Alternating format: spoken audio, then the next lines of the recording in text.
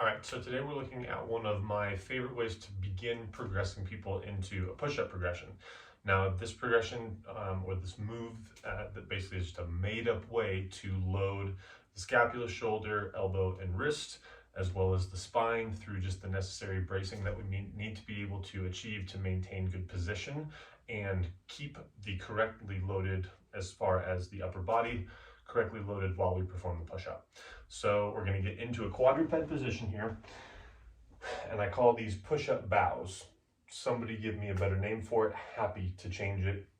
It seems to work pretty effectively. So from a quadruped position here, I like to have the toes tucked under. That just seems to give a little bit more control.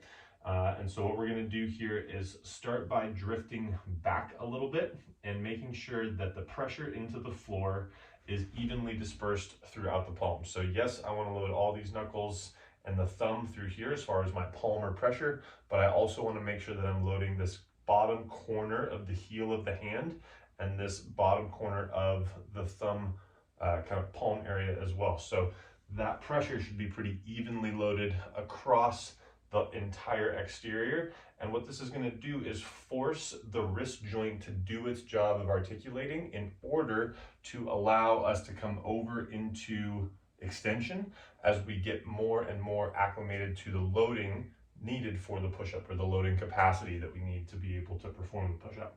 So from here, I can scoot my feet back and knees back a little bit, tuck those toes under, and then I'm going to start to initiate with a bracing breath and then scapular protraction. So I'm going to inhale, exhale, filling my rib cage with air, and then I'm going to round my shoulders and push my shoulder blades into the floor. So I'm driving my shoulder blades around my rib cage, protracting strongly, and I'm going to hold this position. Now using my feet, I'm going to start to drift and push myself forward as I simultaneously bend my elbows here. And so I'm keeping not quite a vertical form, the elbows drifting back just a little bit, but I'm maintaining this protraction of the shoulder blades all the way down, the deepest that I can go. And then I'm going to drive back up to my start position.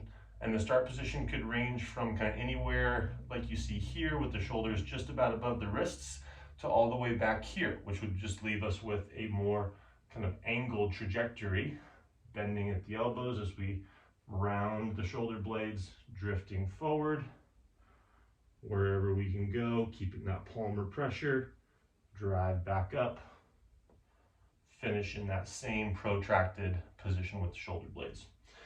Okay, so we want to use these with a nice slow tempo, at least 5 seconds to your deepest point, and then a controlled ascent back into the start position.